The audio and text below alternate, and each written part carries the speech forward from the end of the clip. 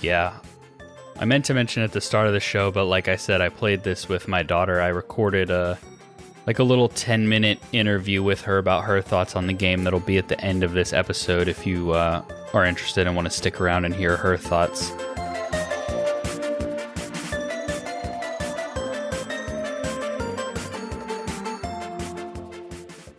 What's up, everybody? Welcome back to the neighborhood, and thank you for spending part of your day with us today. If you're a returning listener, or if this is your first time here, thank you so much for listening.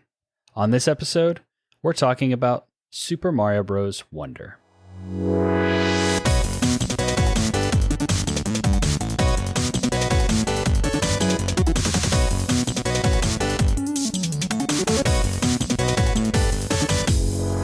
Welcome to the podcast where two longtime friends and sometimes a guest talk about their favorite games from the perspective of an average player. My name is Andrew Kimball. And I'm Dylan Wren, and we are your friendly neighborhood gamers.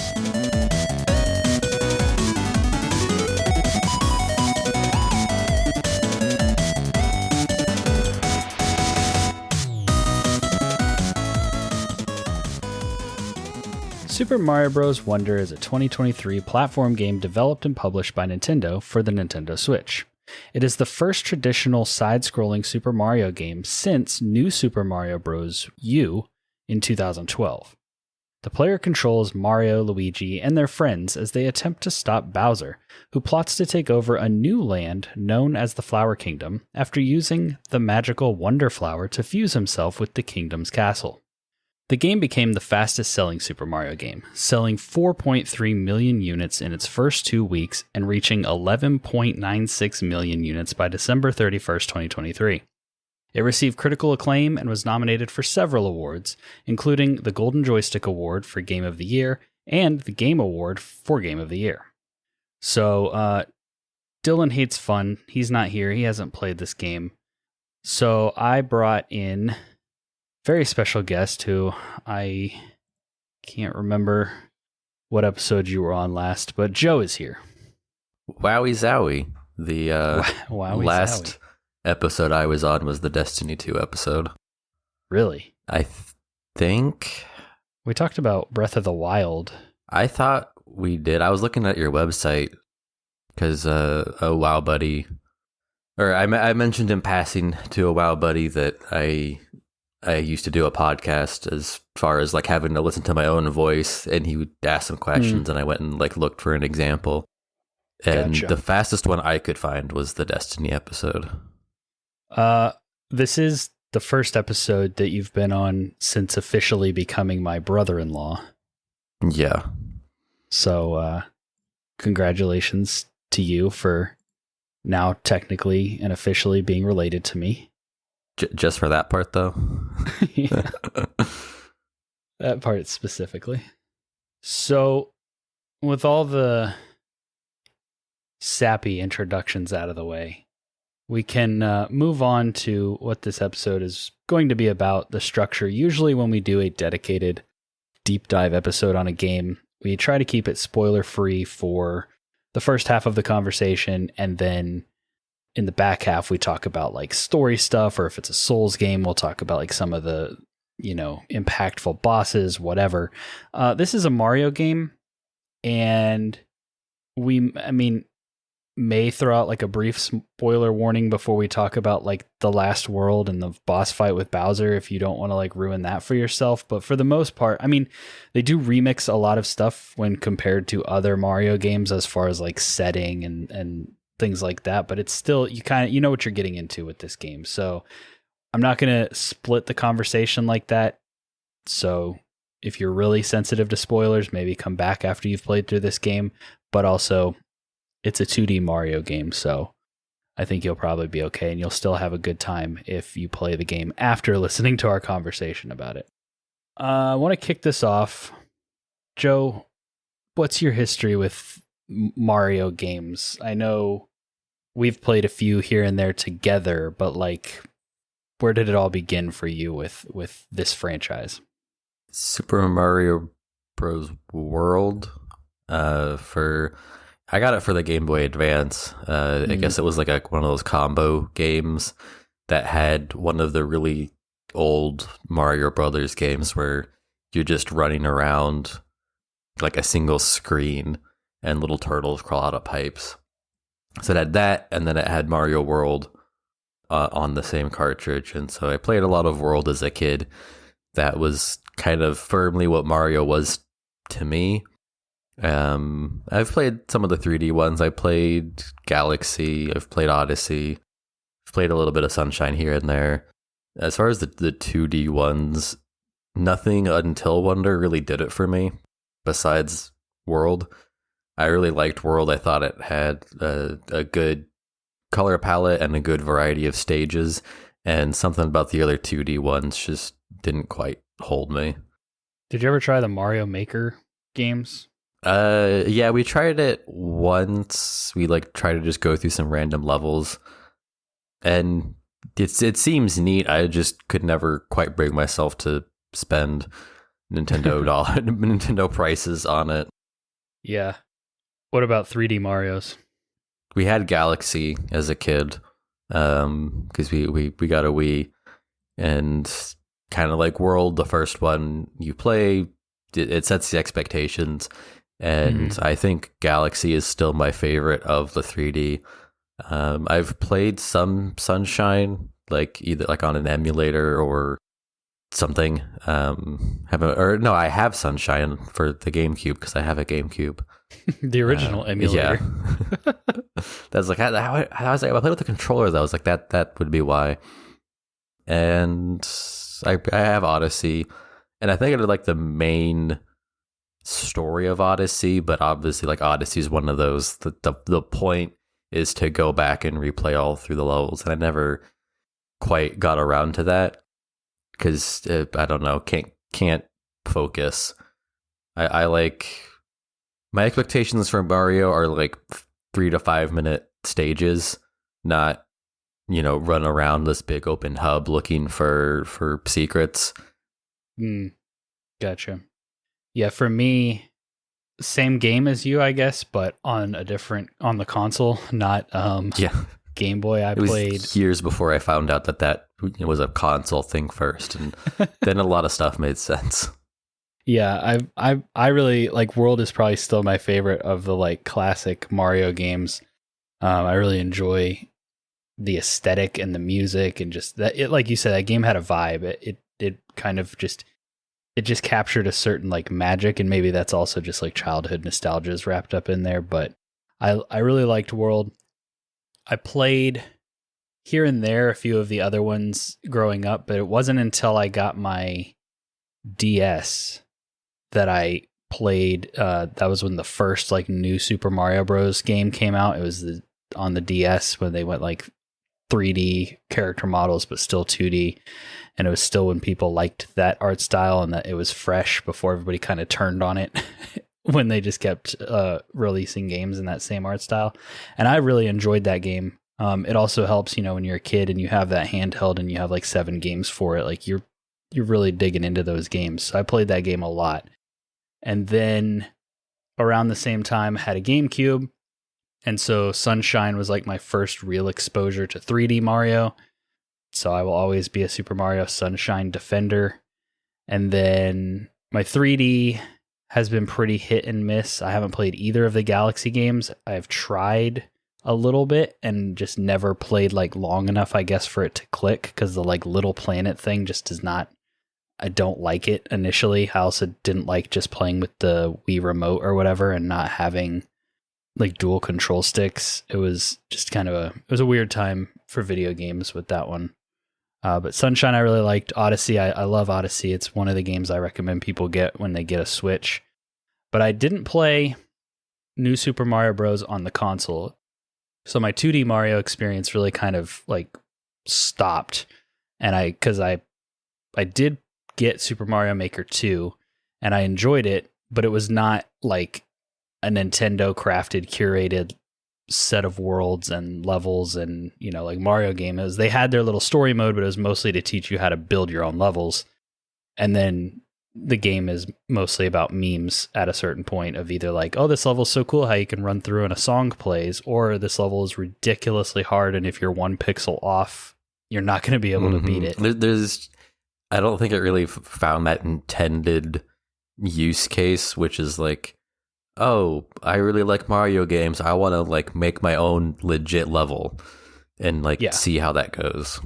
There was one creator, and I can't remember their name, but they made a Super Mario game in Mario Maker, and like I think it was a year or two ago they quote unquote released it, and people were like, "Oh, this is really cool. It'd be great to get a new Nintendo Mario game." And then here comes Wonder. So Wonder is the first 2D Mario game that I've played in a long time. So for me, it felt fresh. Just because it had been a while since I played one. But also it kind of feels fresh because they like I said at the beginning, they kept the core heart and soul and gameplay loop of a 2D Mario, but they made a bunch of like some subtle, some not so subtle changes across the board, which just makes the game feel fresh. I mean, like the power-ups are different.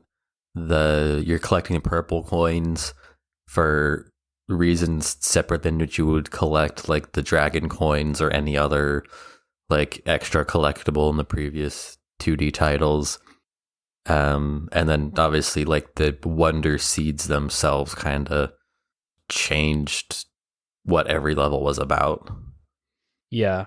Like on a fundamental level, they have the wonder seeds, and when you're inside a level, none of the levels are super long, but they're all encouraging you to explore and check things out because they got rid of the timer. You're not timed except for in like certain challenges. So it's a lot more about like, why don't you poke around and see what weird stuff is in here? And then outside of the levels, they have the like map, which is a lot more kind of explorable and has little secrets and stuff in it. And like you said, you're collecting coins that you have to use to kind of progress, which is almost like a mobile game mechanic where it's like you have to do so well on levels to unlock the next set of levels. And then that's a lot of times where they're like, and we'll sell you some of the currency you need if you don't want to get good. But in this game, it's just, why don't you try again and see if you can find that one coin you missed, and that'll let you unlock the castle to move on to the next zone. Yeah, well, and it's a way, I guess, of saying, hey, you need to do a certain amount of the levels to move on, but you don't have to do all of them. If there's one you just don't like, or if it's too hard for you, you can go do a different one, and then you'll get enough seeds that way to finish the game. Yeah.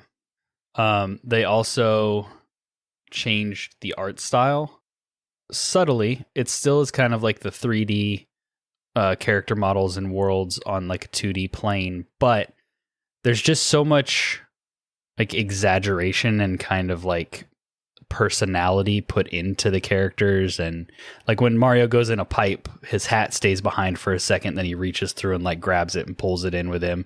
He says things like yowie zowie that he never really said before. Like there's just a little bit more of that kind of zaniness that comes through, but it's not too over the top. No, it's not trying to be zany. They just kind of, it's like they went in with a fresh slate. They didn't go, okay, here's the pipe animation from New Mario Brothers U, just copy it in, whatever we're using for the Switch pipeline and send it out. It's like, well, let's make the animation brand new again, and well, how would it be like different today? Now that we have, more power to do higher quality animations. Yeah. I think the 2D stuff in particular held on to like World, for the SNES and then the Game Boy. There's some pretty real hardware limitations there. And so animations have to be simple because, they gotta pack it all in, and it's not even so much animations as it is just a couple frames of sprites, and then they move on to the 3D stuff. And well, now they've got more room to work with, but there's that argument of, well, it should still look like this classic thing that everybody knows and loves. And the art style for Wonder felt more like they like, well, let's not be quite so attached to that classic style. Like, that classic style is still important and it needs to be recognizable, but it doesn't need to be a one for one. Kind of, we can have some fun with it. Yeah. You mentioning it, like they remade animations, they went back to the drawing board, reminds me. I'm pretty sure all of like the original creators came back for this game and like worked on it. I remember hearing people talking about that. And so they wanted to kind of approach it as a new, like, fresh take. And I think it shines through, it comes through in just how the world and the characters look and act, and also the fact that you're doing just like every level is some new weird thing is going to happen. There's a ton of variety in this game. Yeah, and nothing feels like padded out for filler or anything like that. Like, it feels like they had a whole bunch of people who all had, good ideas, and they just went with what worked and didn't go like, oh, well, we need this many levels. Yeah, which is something I thought was cool about this game was the levels, because so often you can predict, okay, I'm going to start in like the hilly zone, then I'm going to go to the desert, and then there's going to be like an underwater zone, and then there's going to be maybe like ice. It's a typical just platformer thing in general, but especially Mario. And in this one, not only did they add different variety of levels, such as, you have like the sky, which is all like pink clouds and stuff, and then they have just different zones in general, but you have the option to kind of go different directions and tackle them in different ways, whereas a lot of times the path that you're following on a Mario overworld is pretty linear. Mm-hmm. So I thought that was pretty cool. Yeah, I think that ties back to, like, you don't have to beat every level to finish the game. You can pick and choose. Like, I beat the game and then went back and was like, oh, there's like 5 more levels over here that I just completely walked past and didn't realize it. So then there's this nice surprise that, like, oh, I'm done with the game, but there's still like more out there to do, and I can just do that as I feel like. Yeah. Did you do the like super hard end game world? Did you do those levels? I found 2 entrances to it. Oh, okay. I found the one in the desert and then the one in the starting world. And I did the desert linked one. That wasn't too bad. The starting area one, I think I burned like 12 lives on that, and it's like, I'm gonna come back later, because that's the one where you've kind of got to hop like on the rolling ball throughout the level. And land in a particular way, because if you land forward of the middle, it'll start rolling backwards, and then you're done. Like, that's it for the run. So you have to always kind of bounce just behind it, but not too far behind it, or you slip off. And I didn't have the focus to do that the night I tried. Yeah, so I played through, I would say probably 70% of this game with my oldest daughter, and for the majority of the game, that was fine. There were a lot of points where she would die, she would bubble, I would free her, she would die and stay dead, and I would finish the level. And I could kind of carry her through a lot of the game if the level was too challenging, or if I didn't want to if I didn't want to go at her pace and just needed to like finish the level and move on. There were ways to do that. We beat Bowser together, and then she said, why don't we try one of those like super hard levels? Because I told her that's what those levels were. It's like, oh, those ones up there, those are like super hard. They're for like when you beat the game. So when we beat the game, she's like, let's try one of the super hard ones. There was no way. Like, the only way I'm going to be able to play through those levels is like focused in and by myself. And so I haven't gone back to them to try them, but I do want to go through and try them. Yeah, they are really hard. Yeah, they're tough. And I think we did a lot of exploring and a lot of like poking around and playing different levels. So I'm pretty sure I found like all the entrances. If not, I'm only missing like one or two, but I have to go up there and actually do it. And something kind of speaking to that they do on the overworld that I really like is you can just like pull up the menu and cycle through the levels on like a menu and see which ones you don't have like all of the collectibles in, which ones you haven't played, whatever, and then it'll just like automatically take you to it if you want to play it. And it's really nice for like post game, what do I have left to check off the list, and you can just go through and go to the one you want to play. I feel like they added a lot of good quality of life things like that. And like I said, I haven't played a 2D Mario game in a while, so maybe it's just new to me. Yeah, I think the last one I played was one for the DS. And it's been so long, I really can't speak to any quality of life stuff. I do remember, though, it feeling very, like, kind of okay. Yeah. Like, there was nothing, like, remarkable about how they handled it. It was just like, yep, you just kind of jump to the end, do the same thing over and over. Yeah. I meant to mention at the start of the show, but like I said, I played this with my daughter. I recorded a little 10-minute interview with her about her thoughts on the game that'll be at the end of this episode if you are interested and want to stick around and hear her thoughts.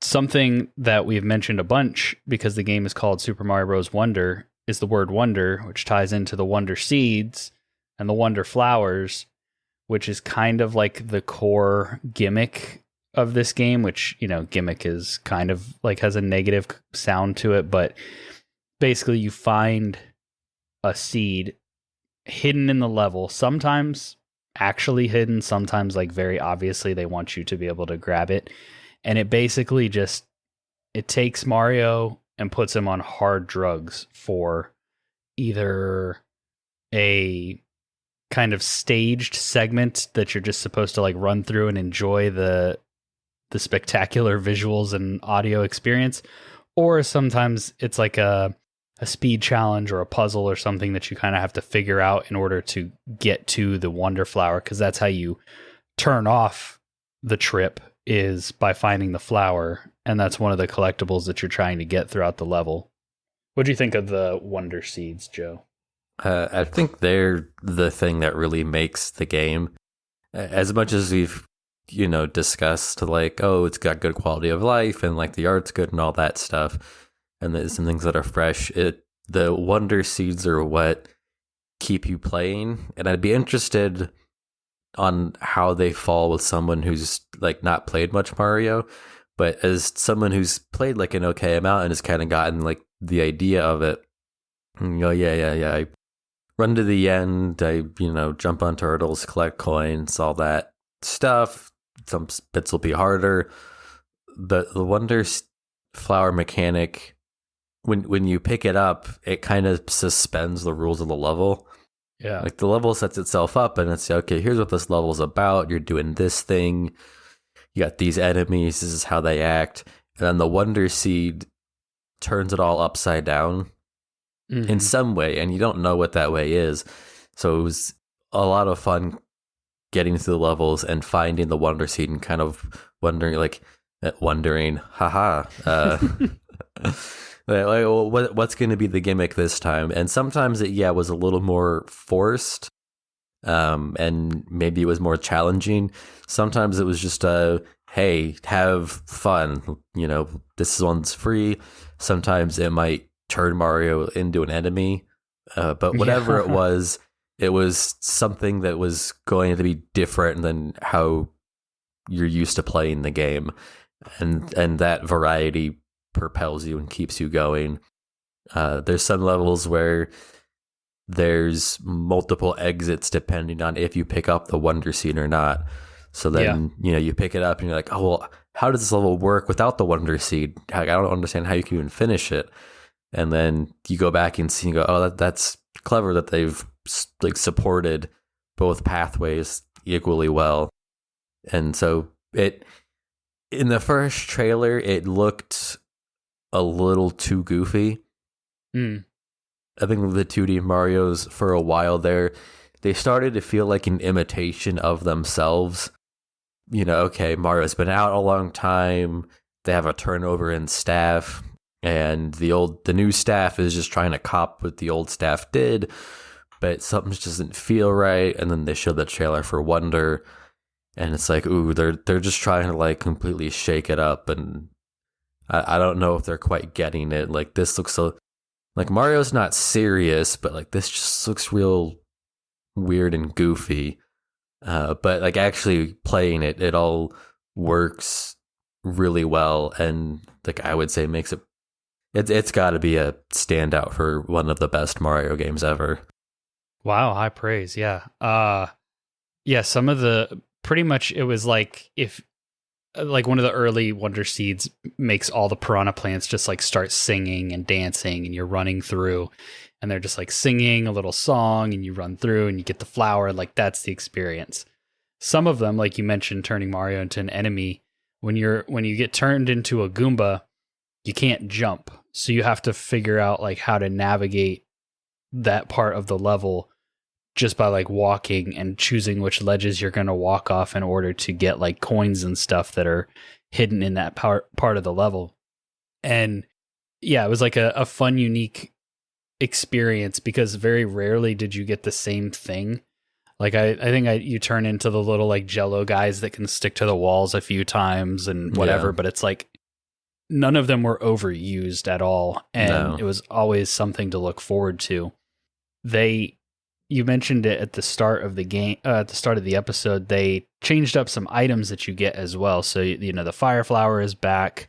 Let's see what else is back. Obviously the mushroom. Were those the only two like classic items? Is the bubble? I think the bubble's new. I think they might give you the Tanuki suit at a couple of points, but it's not like a consistent power up. Yeah, so you have the fire flower, and you have the mushroom, and then you have a bubble that you can shoot through the environment and it will trap enemies. You have a drill hat that will let you go underground or into the ceiling.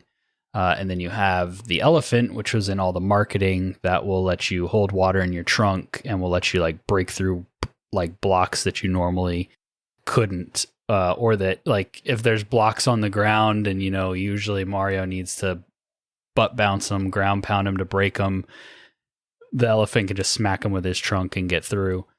I feel like the items might be the one area where this game kind of suffered a little bit, kind of based on its own excellence in other areas, because you have all the Wonder stuff going on, and you have what we'll talk about in a minute with the badges. And so there was usually the items just kind of felt like flavoring. It was like, oh, which shape do I want my Mario to be? There were a few little puzzles here and there in levels where it's like, oh, I need the drill hat to be able to go through here to get to this thing.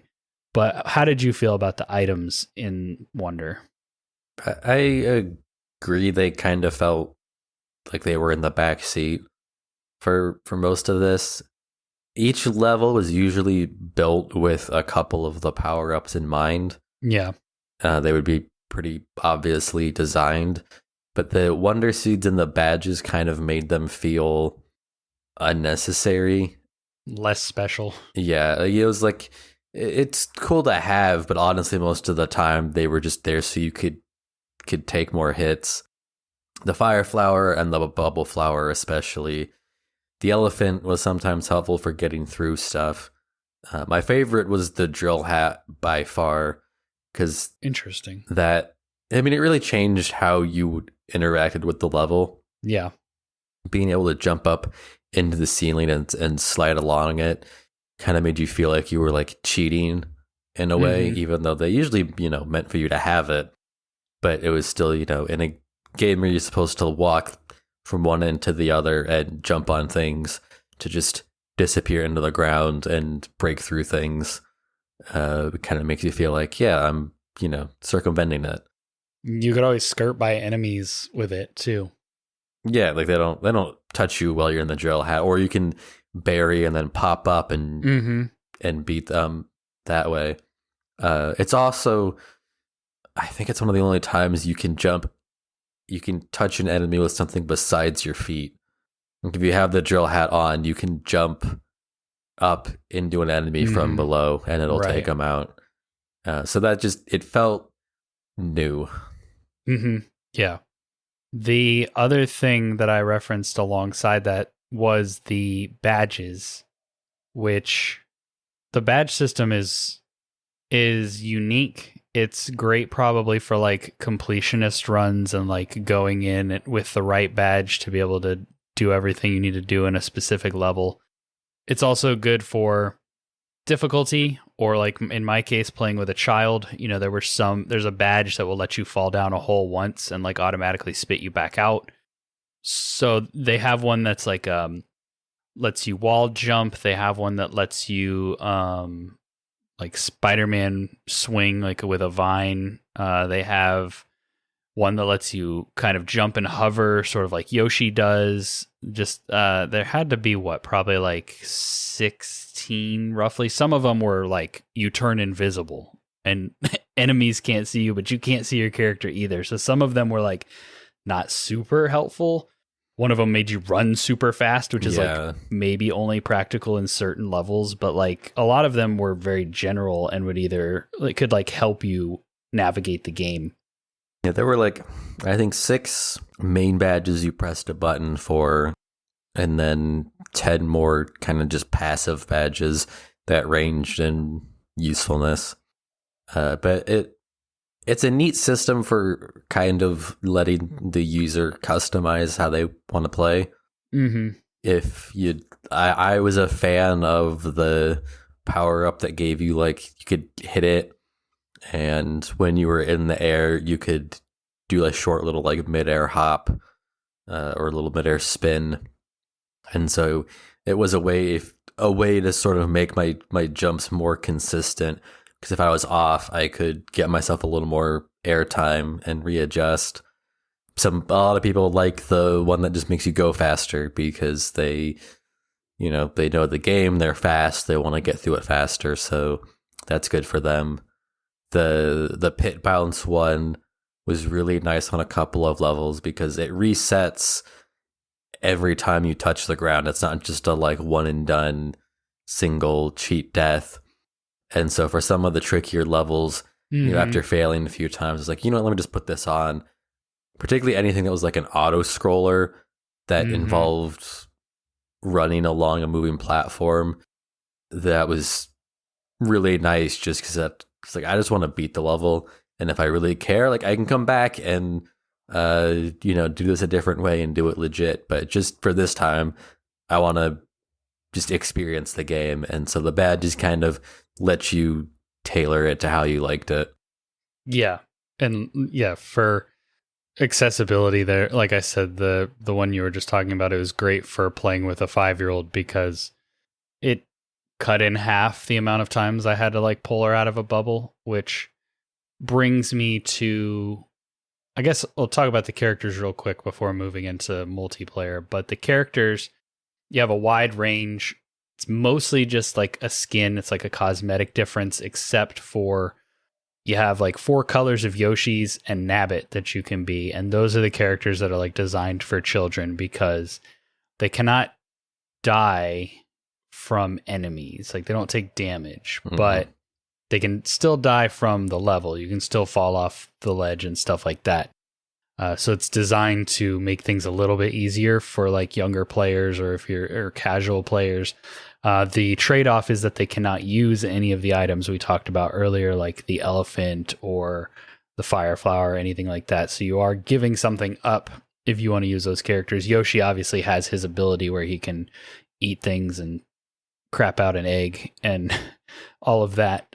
So that was kind of cool. Did you just play as Mario?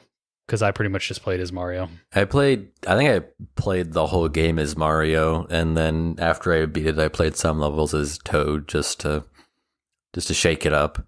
I forgot about Toad. Plays pretty much the same. Yeah, because it's Mario, Luigi, Daisy, Peach, and then Toad are like the characters, right? Yeah. Yeah, so of course it was pretty much always me as Mario and then a princess by my side. And my daughter did play as the Yoshis and stuff occasionally, but it was usually Peach or Daisy. Which I think The local multiplayer has some things that I would maybe change after playing it with a child and playing like that one night that all four of us played. Namely, the way that you pass the baton of who is leading the level. I think that should just be set, or that should at least be an option. So what I mean when I say that is that, say I'm player one, I picked the level, I'm in control. That means the camera follows me. So if I'm moving forward, player two has to move forward with me. However, if I die, they pass control of the camera to player two. And there's no way to like pass it back that I know of aside from player two dying. So a lot of times I would be trying to like make a jump or do something and I would die, and then I would get rescued out of my bubble. But then I was having to like tell my daughter where to go so we could move forward and move at her pace, which wasn't always a problem, but usually it makes more sense for the grown-up to have the like control of the pace of the level and the camera. And when you're playing with four people and four adults who are all hanging out and probably having a few drinks, it just becomes chaos because the camera is potentially just getting passed between four people rapidly, or one person is just bullying the rest and dragging them through the level. I don't know who would do that, but yeah, doesn't sound like anyone I know. So I'm assuming you probably pretty much played solo other than that one night that you played at our house. Yeah, I've just played solo. They also have the like Dark Souls online system where like you can see the ghosts of other players and get like, I guess like get hints and stuff. I don't know. I never really saw that. I don't know if you have to turn it on or you what. have to go to one of the online hubs on the sense. map and then go online. Did you ever do that? No, because you have to pay for the Nintendo Online service. It's like $20 a year, man. I don't know, but it's $20 a year. I'm getting nothing out of, so you could play like Super Mario World. I could, or I could do something that rhymes with memulate and do it that way. I have no idea what you're talking about. Yeah, Nintendo needs to like bring back the old eShop. I would much rather just pay outright for older games, and I would pay more money. I would pay like $40-$50 for Mario World if I could own it outright. I don't want to necessarily pay a subscription for it. You hear that, Nintendo? He would pay $40-$50. So yeah, we're not really the two guys to talk to about the online multiplayer functionality. It sounds interesting. It's another new thing they tried in this game that I don't really think has been in any of the like previous Mario games. So it's kind of cool that they tried it. I do think it was a big deal, and the only reason that I played through the entire game with my daughter was because they changed multiplayer to where your characters don't collide. They don't interact with each other. They don't bounce off each other's heads or kick each other into pits. Like, you just run through each other. Whereas it was really hilarious for like 5 minutes to play Super Mario Bros. Wii or whatever with your friends and just like bully each other. But if you actually wanted to work as a team and get through the level, you were in each other's way almost more often than you were helping. It was awful. And it just kind of, as much as we talk about like, oh man, like couch co-ops, why doesn't nobody make couch co-op anymore? Couch co-op was great, and I'm wondering now if we just are having rose-tinted goggles, because anytime I play couch co-op these days, there's some very glaring issue with it, whether it be the camera or like Borderlands where you just lose half your UI, or there's always something. I think we're spoiled now because, you know, when I played Borderlands split screen with my brother, it wasn't like I knew much else at that point. No, you just took it. And I still remember I did the same thing. And then one day I decided to play by myself and could like see everything. And was like, well, what? This is here this whole time? You can see your whole menu without like doing the weird scroll thing that they did. Yeah, no, I mean, there are definite trade-offs unless the game is designed to be played like, you know, a Super Smash Brothers or something like that that's like designed to be played on one screen with multiple people. Like anything that cuts your screen real estate down is going to be... That's why people are so nostalgic for LAN parties. You know, they brought their own screen. I don't have that nostalgia. I never went to one. Not really. No. I think like we brought a second TV to try to like link up Left 4 Dead sessions at Dylan's house one time when we were younger, but that was probably the closest we ever got. Let's see.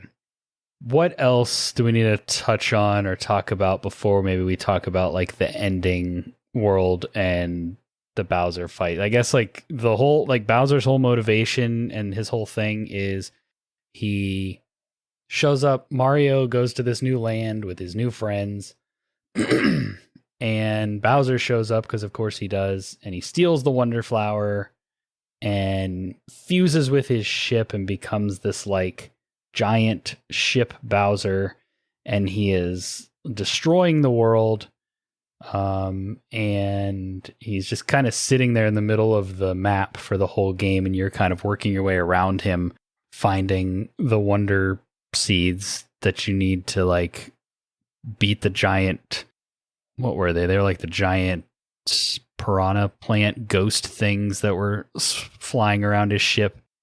Each time you got a seed, you got rid of one of those, and then once they're all gone, you could go get on his ship and go take him on. So like the story, it's a classic Mario story. It's very paper thin. It's Mario is doing his thing, hanging out, Mario and friends.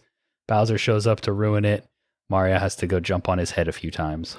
The biggest like selling point, or I think it's funny how like it was such a selling point for like Mario is in a whole new world, the Flower Kingdom. And it's like, yes, it is. That's technically true. But also it doesn't feel it doesn't feel out of place in any other. It's not as crazy and as jarring as it was when he went to New Donk City in Super Mario Odyssey, and he's like walking around like a New York style city with real humans. Going to a new world basically every game.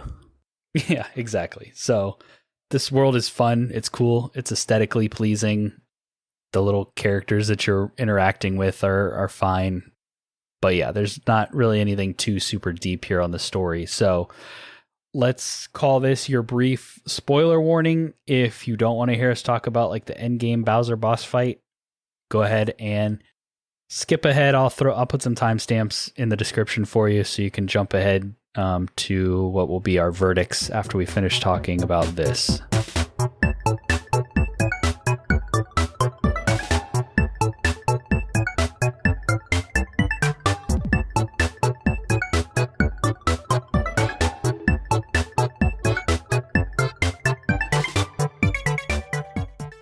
So honestly, the final like Bowser world and Bowser boss fight maybe brought my opinion of this game up like an entire point. I thought that section was really awesome. Yeah, I can't believe I forgot about this whole episode. But I did play a fair amount of the other, was it Super Mario 3D Land they put on the Switch? 3D World? 3D World. Yeah, it's not a full-fledged 3D title, but it's not a side-scroller. Yeah. And in that one, the Bowser world is kind of like the hard part of the game. Mm-hmm. Like most of the game is kind of a breeze, and then you get to that, and that's like, oh, Bowser, like this is the hard part. That didn't feel like the case with this one. You get to the Bowser part, and it's like almost a victory lap. Yeah. Where they're just kind of like, we saved some of like our most off the wall creative stuff for this one, so just kind of like, it's not, you know, a passive walk through, but it's not, you know, they're not trying to like pull one over on you or really test you. I'm kind of curious if it had to be intentional. Well, it didn't have to be intentional, I guess, but like the whole thing, it's kind of like, I thought Bowser's just being goofy, silly, whatever, with his metaphors as you're like taking down his henchmen and working your way to Bowser. And he's like, oh, I see you defeated the opening act, and oh, this is going to be quite a show and all this kind of stuff. And then when you get to the Bowser fight, it's like a rhythm game and it's like all set to the beat. And I'm like, did they do this because they knew Jack Black was going to be Bowser? And so they made it like all kind of musical and rock and roll themed? Or is that just a coincidence? It feels more like coincidence to me, just with the kind of lead time that they had on this game. It's probably not the case, but it is a fun coincidence at the very least, because yes, like everything is kind of musical and like that classic kind of Bowser, the electric guitar kind of plays a cynical riff whenever he's on screen and doing his mwahahas. And then, when you get to the fight, it's got to be probably my favorite Bowser boss fight in a Mario game, at least that I am remembering right now, because the variety that it kind of threw at you was cool. I felt like I was on my toes, but I wasn't like, it didn't all of a sudden become a Hollow Knight fight or anything, but I did feel like, I had to stay on my toes and get ready for whatever might be next. And then my daughter was playing it with me and was having a blast to the point where like anytime that game comes up or whatever, she asks me if we can go back and fight Bowser again. Like that's the part that she wants to go back and replay anytime that we talk about the game or it comes up, and she's like, oh, can we go back and fight Bowser? Because it was fun and enjoyable and like visually exciting. She also just got a kick out of the end when you like knock him into outer space and like the little witch carries him away and he's like knocked unconscious or whatever. She thought that was hilarious. But yeah, what did you think of that final fight? It felt a tad underwhelming to me, just because it kind of just boiled down to like jump on the beat. I was expecting a little more of a test, but the spectacle of it was fun, and it's something that's like, well, it wasn't very hard, but other than that, there's really nothing to complain about. It. Speaking of Jack Black, I think if they could have like gotten his voice in there, I think that would have put it over the top. Although I don't know if they necessarily want to, cross those streams. Yeah. Well, they got Chris Pratt to be Mario in the game, so no. I mean, it was just jump on the beat, but I mean, there were like obstacles and enemies and stuff that were trying to prevent you from doing that, if I remember correctly. There are, but if you were fast enough, you could just kind of bypass them. Yeah, that's true. Like you would advance into the next stage, and then he would like spawn some more stuff. But if you were fast and got like onto the jump pad on the beat, you could usually just hit the hand, like right off the bat, and there wasn't any like, oh, I need to sit. Like you could either sit there and like clear the obstacles and then do the jump, or you could just go like straight for whatever the weak point was. And so I guess that was kind of your reward for having fast reflexes. It just meant that it, like, that fight felt easier than some of the baby Bowser fights, which was a little bit weird. But they were also, I think they were going for definitely for spectacle over right difficulty. Yeah, I think you're completely right. Is there anything else you want to say about the game in general, or the ending, or anything we haven't said yet before we move into our verdicts? I really liked the credits being interactive. Yeah. And well, so they're interactive. Like every person's name has a star, and so you can, collect as many stars as you can. But then you're also scrolling through kind of all of the major environments of the game.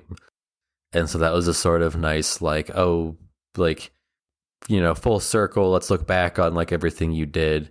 And it wasn't just, well, here's a scrolling list of names and a black screen, a little bit of music. Sit here if you want, but you can just skip it. And we'll all just skip it. That at least, gets you to sit through it. And I think kind of speaks to every element of that game getting attention and care and nothing being tacked on. Yeah, that's true. It's kind of a good analogy, or a good Like that sums it up really well, that you can tell the level of care that went into like every inch of this game, because even the credits were fun. Nice. Well, with that, let's go ahead and roll into our verdicts. So the way that we rank games on the podcast and on our YouTube channel is with our Effin' Gamers review scale, which is just the classic A through F. You should know it if you went to school, but better than A, there is S tier, which is masterpiece. With that being said, Joe, where would you put Super Mario Wonder? I think I go with an S. Oh, just because I really can't find any. Like, I don't know if it's a personal masterpiece for me, but I really can't find anything to complain about. So if you can't take points off, then it's S by default. S by default. Interesting. I was leaning towards an A. I guess the few complaints I had were with the multiplayer, and that's probably just like some of the camera stuff. I'm sure there were, I can't really think of anything that like where there was a level that I was like stuck on and mad about. There were some like skill levels where you like have to run and jump on disappearing platforms and stuff like that. But I like those challenges in Mario games. I feel the like satisfaction of beating them. So like, I don't see that as a negative. I think for me, it probably is just the multiplayer holding it back just slightly to give it that A, but it's a very strong A. It's like, it was one of the just most pure fun experiences that I played last year. And I think also sharing that experience with my daughter, it's the first game that we've like played through together, definitely gives it points as well. But yeah, it was just a fantastic 2D Mario game with a ton of fresh ideas, and I really enjoyed it. So I don't know if Dylan's got a spreadsheet somewhere of all of the games that get S's, but we'll have to add yours to the to the batch. Cool. Well, that will about do it for our Super Mario Bros. Wonder episode. As far as housekeeping and I guess plugs, Joe, is there anything that you want to plug? I feel like you might actually have something to plug this time. I don't think you were technically a writer last time you were on the show. Yeah, I kind of do. So I am now officially a paid writer for Wowhead, which is a World of Warcraft fan site, and specifically I'm the guide writer for Frost Death Knight. So if you play WoW, specific. Yeah, if you play WoW, you already know what Wowhead is, and you are familiar with the guides, probably. So it's a weird plug because it's not something that you would just organically check out, but at the same time, like it is an actual thing I put out on the internet. So I'll take it, so I can feel like one of the cool kids. Yeah, it's fun to brag a little bit too. I mean, that's a cool thing. It's a cool thing to say that you do, that you're a paid writer for a very specific skill tree for a specific class in a specific game. That's... Yeah, it is. It's a whole thing on the amount of work I'm trying to think of something that like in another game it would compare to. But yeah, to write for a specific specialization of a class, like you have to demonstrate a certain level of knowledge, and it's a certain amount of work. Like I don't think I would want to do this for multiple like specializations or class. It's not that I don't enjoy it. It's just there's a lot of like fact checking and like making sure you're right about it. It's definitely not something that's like, this feels about right, and throwing it up there. I did recently do my first editorial piece because the current WoW expansion is winding down. So everyone did like this is how the expansion went, and like this is kind of what we'd like to see on the next expansion. And I've previously only ever done that kind of writing just as another anonymous face on forums. So it was interesting to do that in a more public way this time, and that was pretty neat to do. Nice. Yeah, that's cool. I'm glad that I chose the route of just spouting opinions and making videos and podcasts about it. And if you're wrong, then you can just argue with people in the comments about it, as opposed to having to actually fact check and be right about what you're writing about. Yeah, it's both fun, and it's fun doing the fact checking discovery, like, and kind of going like, oh, well, this talent or this talent, and like really drilling down and figuring it out. The not cool part is that it's really hard to make sure you've checked everything possible, and so there's always that lingering in the back of your mind, like, but what if I'm wrong? What if someone finds something? But that's just a part of the journey, is learning to accept that and be receptive to new information. Yeah, then you already know what your next piece will be. It'll just be a correction. Yep. There you go. Cool. Well, as far as the effing gamers, if you enjoyed hearing Joe on this episode, he is a voice that we bring on relatively consistently. He was on our Hot Takes episode, because of course he was. He was on our Breath of the Wild episode. He was on Destiny, as he mentioned earlier. I'm sure there's more that I'm forgetting. I feel like you're probably our most consistent guest that we bring back from Level Playing Field days. I don't know, Aubrey. You and Aubrey are probably pretty close. But anyways, there's a lot more Joe in the feed if you want to go check out some of his other episodes. Go follow us on YouTube. We would really appreciate it. Subscribe and jump into our comments and tell us why we're wrong on our videos, because it helps with the mighty algorithm. Comments are a big deal on YouTube. As far as the podcast, if you have the option to give us a rating or a review, that helps a ton on that side of things, helping the show grow. And if you want to come chat with us and tell us what you thought about Super Mario Wonder, jump in our Discord, because that is the best place to come hang out with us. Joe is in there. He talks occasionally. We are on social media, but like Discord is really the best place to actually come and hang out and connect and talk about stuff. So the link for that will be in the podcast description. The link for YouTube, I think, is in there as well. And with all that being said, we are going to shift into a interview that I did with my daughter about her thoughts on the Mario game, as she calls it. And also we talked about the Mario movie a little bit. So please enjoy that.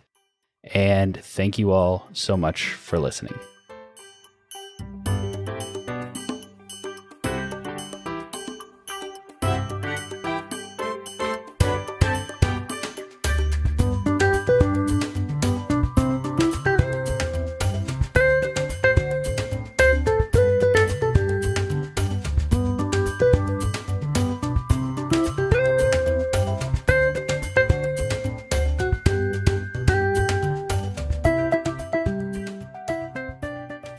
Remember, we're just talking like normal, okay?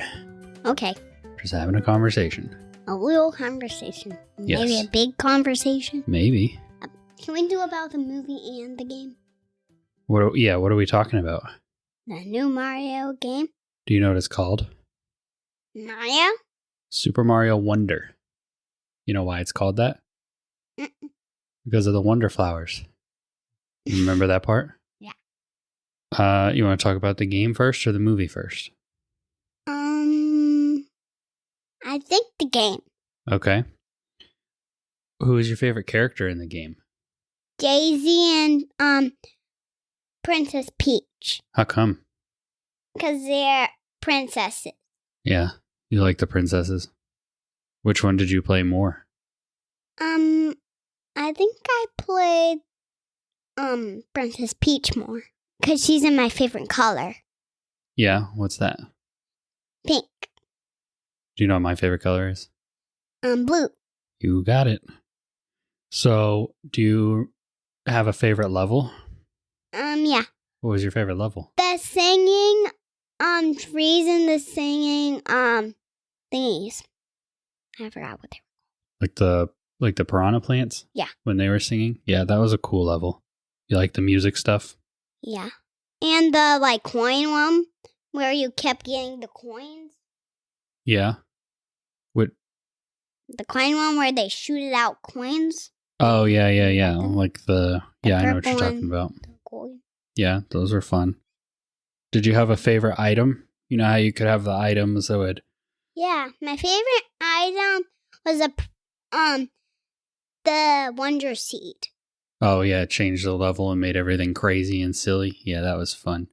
What about, like, the items that would turn you into an elephant or give you fireballs Those or ones were my favorite, too. let you blow bubbles? Well, which one of those was your favorite?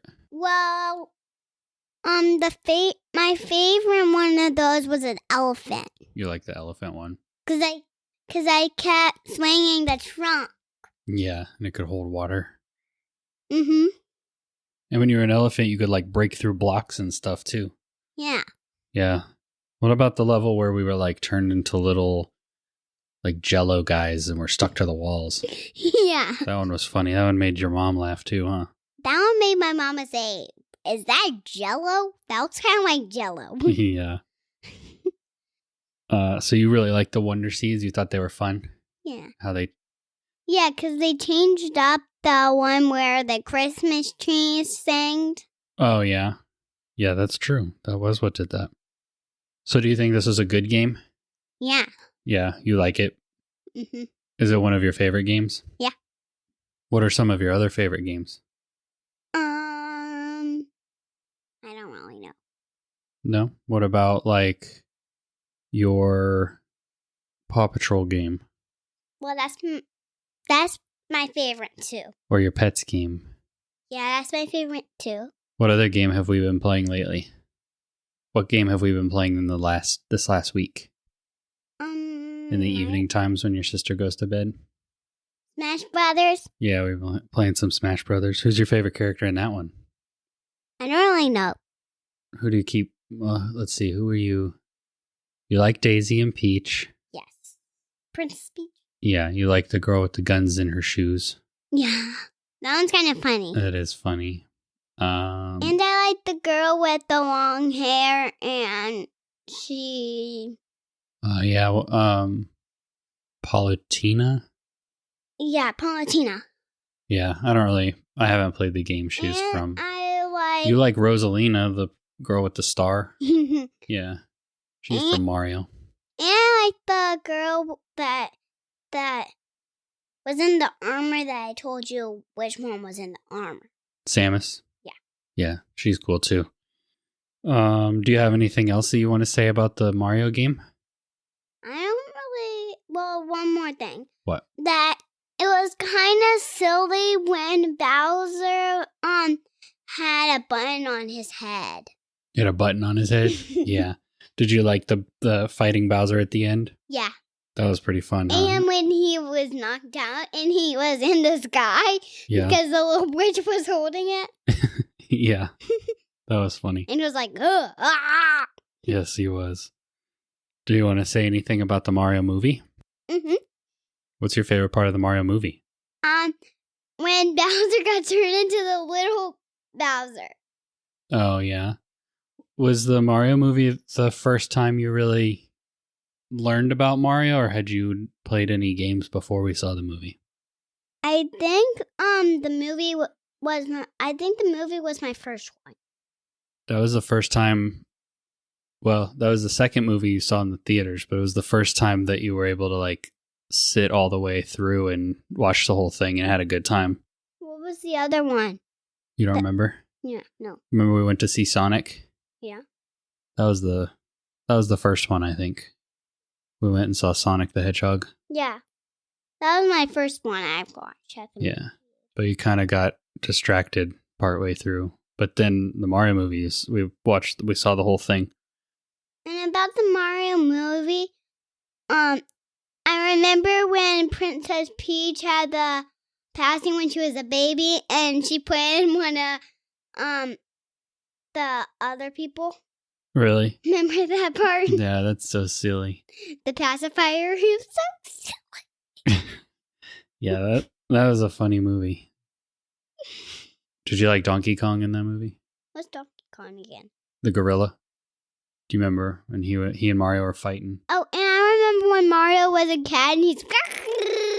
Yeah, when he turned into a cat. And he was... Yeah. He liked himself. Yeah. Do you think that the Mario game was easy or hard to play by yourself? Hard. Yeah, it was hard when you were playing by yourself. Because I had to get through the castle that Bowser stole. Yeah. And that level was too hard. I was small, and I remember when Bowser was big, and I thought I couldn't do it. So sometimes you would play as the Yoshis because they were easier to play. Yeah. Yeah, did you like that part? How the Yoshis were a little easier? And there was one guy that was not a Yoshi. Oh yeah, I think his name is Nabbit. And he did not die just like the Yoshis. Yeah, he's a little bit easier. Except his tongue didn't spit out. Right. Did you have more fun when we played it together? Yeah. Yeah, that was more fun because we could beat the levels. And we could see all the new levels. And we got all the way to the end of the game. We beat Bowser together. Yeah, and I think the beating Bowser one is very hard than the castle. Well, yeah, it's the last level. It's like the last boss. So it's going to be the hardest. It's not the end of the game. There's very, very hard parts of the game. Oh, yeah, there's like the super hard levels that we tried to play. Yeah, those were a little too hard for us to play together. Maybe we need to get a little bigger. Maybe 100 people could play it together. I think only 4 people can play at the same time. Because me and your mom and Aubrey and Joe all played together one night, and it was crazy. It's crazy with 4 people. And I did too. You did. Oh yeah, you played a little bit. So you took a turn when we were all playing? Or are you saying me and you played together? I played together. Yeah. Yeah, so you think it's a good game? Yeah. And I think there's a good movie too. Yeah. Do you think other people should play the Mario game? Mm-hmm. Do you think Dylan should play the Mario game? Yeah. Yeah. Because he never came to play the Mario game. Yeah, he still hasn't come and played it with you. And I think Delaney should play it. Oh, okay. And Aubrey. Aubrey has played it. Forgot. Cool. What about other kids? Do you think it's a good game for other kids or should only if they play with their parents? I think it's good for the kids. Okay. And the parents. I think you're right. And the school people. School people. Okay. All right. Well, I think that's all I've got for you, unless you have anything else you want to say before we wrap it up. I have a little bit more about the movie. Okay. What about the movie? Well, the movie is the best one in the game. You like the movie better than the game? Yeah. Why? Cause however much people can watch it instead of playing it and not getting their hands all sweaty. Okay, yeah, that's a good reason. That's a good reason. So do you want to tell everybody who's listening bye and thank you for listening? Thank you for listening. Bye.